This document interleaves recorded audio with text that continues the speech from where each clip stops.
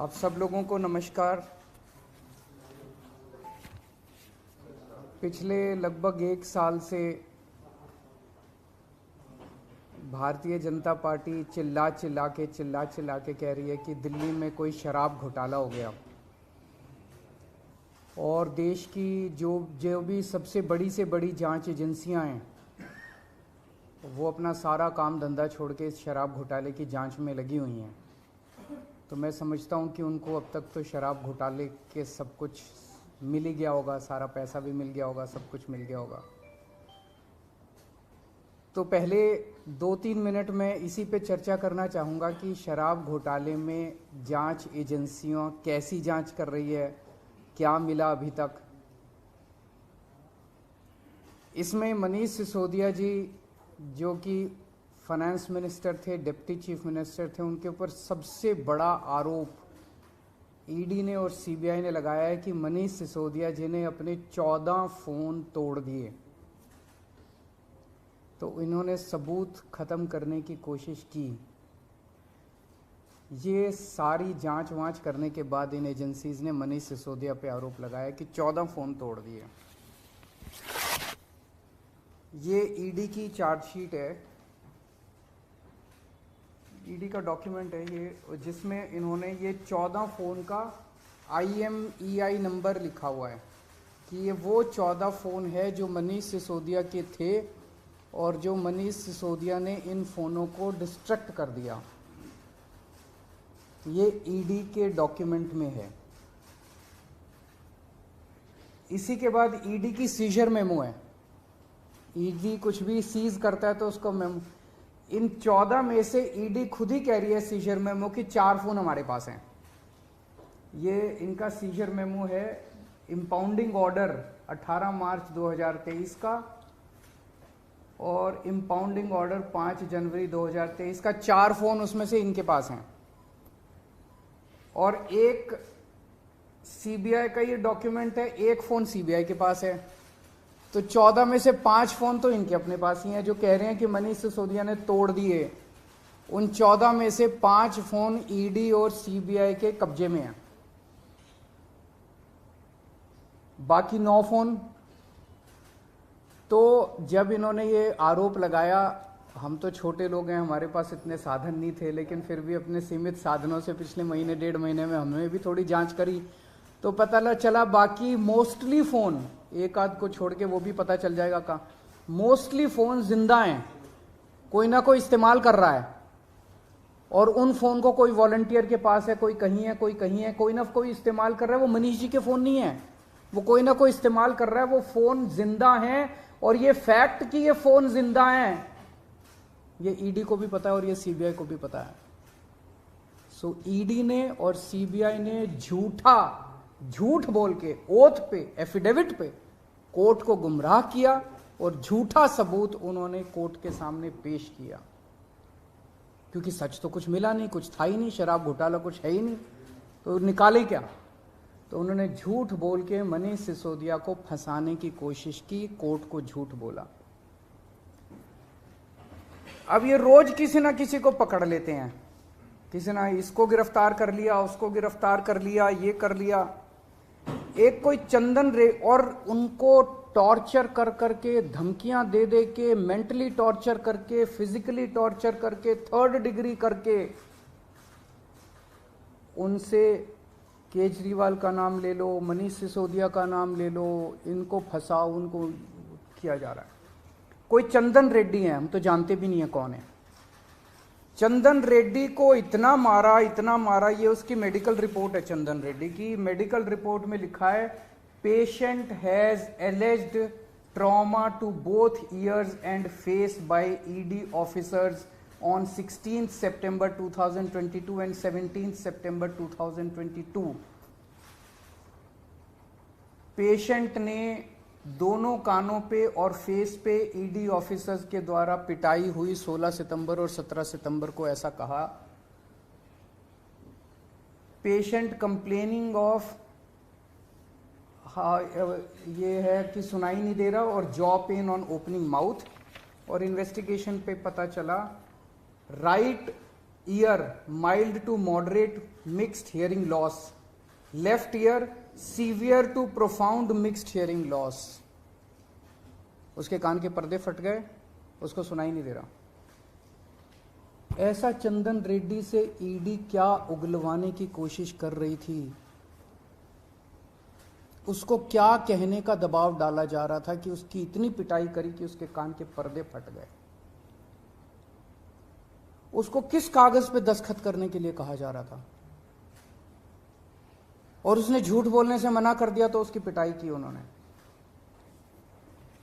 इसके बाद अरुण पिल्लई हैं कोई, उनको धमकियां दी गई, टॉर्चर किया गया, उन्होंने अपना बयान वापस ले लिया अगले दिन। उस दिन तो उनसे कुछ लिखवा लिया, कहीं साइन करा लिया, लेकिन उसके 2-4 दिन बाद उन्होंने कोर्ट में बयान दिया कि मुझे टॉर्चर करके बयान लिया गया। समीर महेंद्रू से टॉर्चर करके बयान लिया गया, उन्होंने अपना बयान वापस ले लिया। मनस्विनी से टॉर्चर करके बयान लिया गया, उन्होंने अपना बयान वापस ले लिया। भूषण बेलगवी से टॉर्चर करके, ये 5 नाम तो मेरे पास ही हैं, पता नहीं ऐसे कितने लोग हैं जिन लोगों को टॉर्चर कर करके बयान लिए गए।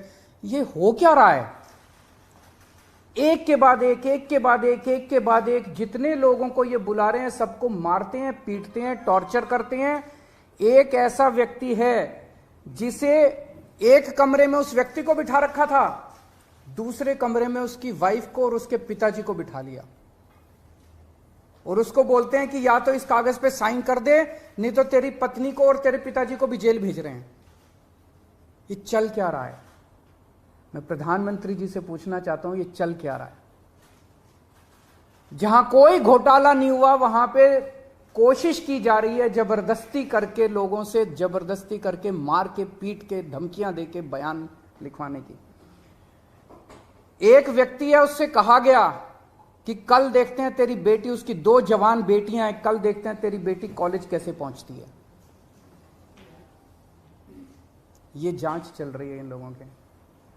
एक व्यक्ति है, उसके वकील ने कोर्ट में खड़े होकर कहा कि हमारे मुवक्किल के, मेरे मुवक्किल के ऊपर दबाव डाला जा रहा है कि दिल्ली के पॉलिटिशियंस का, कोर्ट के अंदर खड़े होकर उसने बोला कि मेरे मुवक्किल के ऊपर दबाव डाला जा रहा है कि आप दिल्ली के पॉलिटिशियंस का नाम लीजिए। ये इनकी जांच चल रही है।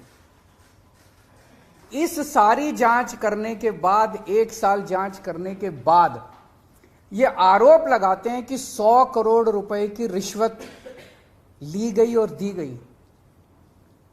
वो 100 करोड़ रुपया कहां है? एक नया पैसा कहां है वो 100 करोड़ रुपया?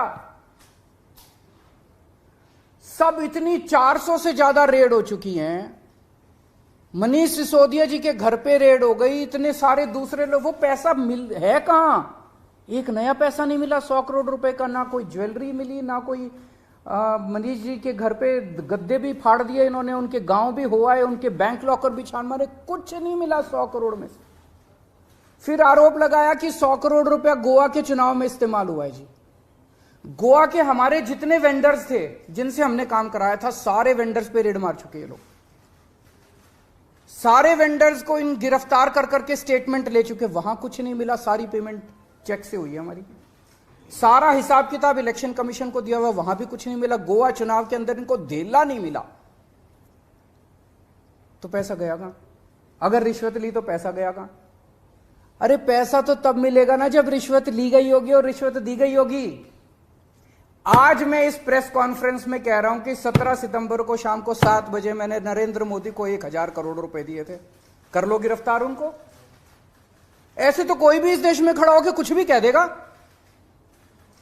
मैं कह रहा हूं कि नरेंद्र मोदी को 17 सितंबर की शाम को 7 बजे मैंने 1000 करोड़ रुपए दिए थे। गिरफ्तार करोगे इस बेसिस पे नरेंद्र मोदी को? भाई मेरे पास कुछ सबूत तो हो कहने का। कोई तो मैं कहूंगा भाई मेरे पास ये सबूत है, मैंने दिए थे। ऐसे ही कोई कुछ भी खड़ा होकर कह देगा और गिरफ्तार कर लोगे। 100 करोड़ रुपए दिए, 100 करोड़ रुपए दिए गोवा चुनाव। अरे कहां है सबूत? कोई सबूत नहीं है। ये पॉलिसी इतनी शानदार पॉलिसी थी, ट्रांसपेरेंट पॉलिसी थी, जो भ्रष्टाचार खत्म कर देती पूरे के पूरे शराब सेक्टर में। ये इस बात से साबित होता है कि ये पॉलिसी जब पंजाब में लागू की गई, पूरी कॉपी पेस्ट पॉलिसी है, जब पंजाब में लागू की गई तो इस पॉलिसी से 50% रेवेन्यू 1 साल के अंदर बढ़ गया। 50% रेवेन्यू दिल्ली के अंदर इन्होंने लागू नहीं की करने दी, पंजाब के अंदर इनकी चली नहीं, क्योंकि पंजाब एक फुल स्टेट है। तो मैं मोदी जी को कहना चाहता हूं, मोदी जी अगर केजरीवाल भ्रष्टाचारी है तो फिर इस दुनिया के अंदर कोई ईमानदार नहीं है। मुद्दा भ्रष्टाचार है ही नहीं, मुद्दा भ्रष्टाचार की जांच है ही नहीं, मुद्दा शराब घोटाला है ही नहीं। ऐसा शख्स देश का प्रधानमंत्री जो सर से लेकर पैर तक भ्रष्टाचार के अंदर डूबा हुआ है, उसके लिए भ्रष्टाचार मुद्दा कैसे हो सकता है? पिछले मार्च के आखिरी हफ्ते के अंदर मैंने इतने सारे असेंबली के अंदर इतने सारे गिनाए थे भ्रष्टाचार जो इन्होंने किए हैं, इतने भ्रष्टाचार गिनाए थे। इन्होंने तो मेरे को तभी कह दिया था उस दिन, जिस दिन असेंबली में मैंने स्पीच दी थी, शाम को संजय सिंह का मैसेज आया कि अरविंद जी अब अगला नंबर आपका है। कल सत्यपाल मलिक जी ने एक इंटरव्यू दिया, मैं वो सुन रहा था। सत्यपाल मलिक जी ने कहा मोदी जी को भ्रष्टाचार से कोई परहेज नहीं है। ये मैं तो नहीं कह रहा हूं, ये तो उनके अपने गवर्नर कह रहे हैं। सत्यपाल मलिक जी कौन है? सत्यपाल मलिक जी मोदी जी के बहुत खास लोगों में गिने जाते थे। उन्हें पहले उन्होंने जम्मू कश्मीर का गवर्नर बनाया, फिर उन्हें गोवा का गवर्नर बनाया, फिर उन्हें मेघालय का गवर्नर बनाया। उन्होंने कहा कि मेरे जो इंटरेक्शन हुए मोदी जी के साथ, उसमें पता चला है कि मोदी जी को भ्रष्टाचार से किसी तरह का परहेज नहीं है। उसी इंटरव्यू में उन्होंने कहा कि इन लोगों के कुछ मुख्यमंत्री हैं जो भ्रष्टाचार करते हैं, खूब पैसे इकट्ठे करते हैं, लेकिन वो सारा पैसा मुख्यमंत्री अपने पास नहीं रखते, वो पैसा ऊपर भेजते हैं और वहां से वो पैसा उनकी दोस्त की कंपनियों के अंदर इन्वेस्ट होता है। मैंने भी तो इसी तरह का कुछ कहा था अपने उसमें। तो चलो मेरी बात तो नहीं मानी, अब तो गवर्नर इनके अपने गवर्नर कह रहे हैं। तो ऐसा व्यक्ति जो इतना भ्रष्टाचार कर रहा है, उसके लिए भ्रष्टाचार मुद्दा हो ही नहीं सकता। उनके लिए भ्रष्टाचार मुद्दा थोड़ी है। तो फिर ये आम आदमी पार्टी के पीछे क्यों पड़े हैं? 75 साल के भारत के इतिहास में किसी एक पार्टी को इतनी बुरी तरह से टारगेट नहीं किया गया जिस तरह से आम आदमी पार्टी को ये लोग टारगेट कर रहे हैं। नंबर 2 को गिरफ्तार कर लिया, नंबर 3 को गिरफ्तार कर लिया, और उनको गिरफ्तार करने का तो मकसद इनका यही था कि मेरी गर्दन तक पहुंचना। तो अब ये मेरे पीछे पड़े हैं, मुझ तक पहुंचने की कोशिश कर रहे हैं। किसी पार्टी को इस तरह से नहीं टारगेट किया गया जिस तरह से आम आदमी पार्टी को टारगेट किया गया। उसका एक कारण है, वो कारण है कि 75 साल के बाद आम आदमी पार्टी ने इस देश को एक ऐसी उम्मीद दी है जो कि कोई पार्टी नहीं दे पाई। गुजरात के अंदर 30 साल से बीजेपी की सरकार है, उसमें 12 साल प्रधानमंत्री मोदी जी खुद वहां पे मुख्यमंत्री रहे। 30 साल के अंदर ये एक सरकारी स्कूल ठीक नहीं कर पाए, एक भी सरकारी स्कूल ठीक नहीं कर पाए। जब मोदी जी को फोटो खिंचवाने के लिए सरकारी स्कूल में जाना था तो एक टेम्पोरेरी क्लास, एक टेंट के अंदर टेम्पोरेरी क्लास बनानी पड़ी इनको फोटो खिंचवाने के लिए। फोटो खिंचवाने लायक सरकारी स्कूल भी नहीं बना पाए। और 5 साल के अंदर दिल्ली के हमने सारे सरकारी स्कूलों का कायाकल्प कर दिया। 5 साल के अंदर हमने सारे सरकारी स्कूल ठीक कर दिए। इस देश के लोगों को आम आदमी पार्टी ने एक उम्मीद दी है कि केवल आम आदमी पार्टी उनकी गरीबी दूर कर सकती है, उनको शिक्षित कर सकती है, उनके बच्चों को रोज़गार दे सकती है। आम आदमी पार्टी ने इस देश के लोगों को उम्मीद दी है। प्रधानमंत्री जी उस उम्मीद को कुचलना चाहते हैं। प्रधानमंत्री जी नहीं चाहते कि वो उम्मीद आगे बढ़े, क्योंकि अभी तक इन सारी पार्टियों को की मिलके जो लूट चल रही थी, अगर इनको स्कूल बनवाने पड़ गए, इनको अस्पताल बनवाने पड़ गए, तो उनको लूटने के लिए पैसे नहीं बचेगा। तो कल इन्होंने मेरे को बुलाया है, मैं जाऊंगा कल सीबीआई में, और मैं फिर से अंत में यही कहना चाहता हूं कि प्रधानमंत्री जी, अगर केजरीवाल चोर है, केजरीवाल भ्रष्टाचारी है, तो इस दुनिया में कोई ईमानदार नहीं है। सर, क्या आपको आशंका है कि कल जब आप पूछताछ जाएंगे तो गिरफ्तारी हो सकती है आपकी? संडे का दिन है, जैसे मनीष जी को अरेस्ट किया था, आप भाई ये बीजेपी वाले तो मैं कल से देख रहा हूँ प्रेस कॉन्फ्रेंस कर करके यही कह रहे हैं कि केजरीवाल को गिरफ्तार करेंगे। तो अगर बीजेपी ने सीबीआई को ऑर्डर दे दिए हैं कि गिरफ्तार करना है, तो फिर सीबीआई उसको नकार कैसे सकती है? बीजेपी के ऑर्डर तो मानेंगे वो लोग। Thank you.